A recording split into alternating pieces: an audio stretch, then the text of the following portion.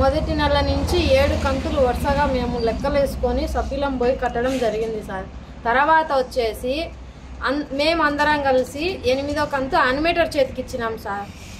తర్వాత నెల పొదుపులో ప్రతి నెల మా గ్రూప్ సభ్యులని అందరి నుంచి 50,000 జమ అయింది. పొదుపు 2,000 జమ అయింది సార్. ఆ 50,000 కాకుండా ఇప్పుడు మా బుక్కులు తీసుకుపోయి చూపిస్తే పొదుపు లేదు, అది లేదు. ఆడ బుక్కులలో చూస్తే, బ్యాంక్ బుక్కులలో స్టేట్మెంట్ చూస్తే ఒక నెల 40,000, మార్చి నెల 40,000, 28,000, 25,000 ఇట్లా కట్టుకుంటా వచ్చింది సార్.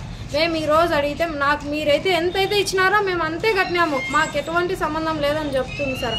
అక్షరాల 50,000 రూపాయలు నెల ప్రతి నెల 26 నెలల వరకు మేము కట్టుకుంటూ వచ్చినాం సార్.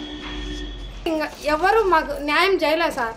వారం నుంచి ఇట్లా మేము చేస్తాము, మీరు మీడియా ముందరికి వెళ్ళొద్దు, ఎవరికి చెప్పొద్దు, మేము సాల్వ్ చేస్తామని చెప్పి ఈరోజు మమ్మల్ని మీరు ఇష్టం వచ్చినట్టు చేసుకోపోండి అని చెప్పాను సార్. మాకు ఏదైనా న్యాయం చేయండి సార్.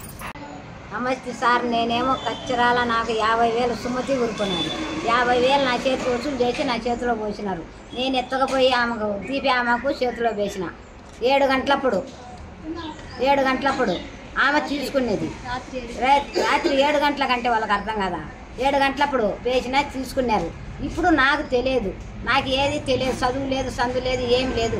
18 ఏళ్ళ నుండి నేను పొదుపు చేస్తాడా, ఒక్కరోజు రిమార్క్ రాలే.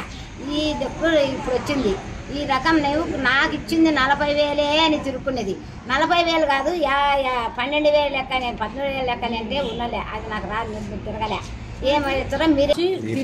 దీప అనే వ్యక్తి వచ్చి రోజు కట్టించుకునేది, డబ్బులు కట్టేవాళ్ళము. మాకు ఆమె రిసిప్ట్ కూడా ఇవ్వాలా, కానీ వీళ్ళకి తెలియదు, చదువుకోలేదు. రిసిప్ట్ ఇవ్వాలని వీళ్ళకి తెలియదు, ఆమె ఇవ్వలేదు. 50,000 కడితే అసలు కట్టలేదని కొన్ని నెలలు 40,000 కట్టినా, కొన్ని నెలలు 20,000 కట్టినా, కొన్ని నెలలు 45,000 కట్టినా అని చెప్తుంది.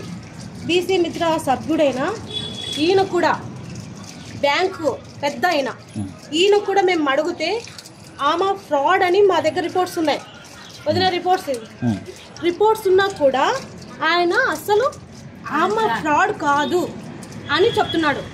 మేడం చెప్తుంది, అక్కడ పంచాయతీ మేడం, ఇన్స్పెక్షన్ మేడం వాళ్ళది ఫ్రాడ్ అని చెప్తున్నా కూడా ఆమెకే సపోర్ట్గా మాట్లాడుతున్నారు. ఇంతమంది బాధితులు చెప్తున్న సాక్ష్యాలు చెప్తున్నా కూడా ఆ బ్యాంకు పెద్దలు కూడా ఒప్పుకోవడం లేదు. ఇదంతా చాలా అన్యాయం జరుగుతుంది.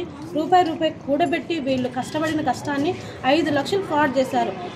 ఈ ఛానల్ ద్వారా మాకు న్యాయం చేయాలని కోరుతున్నాం సార్.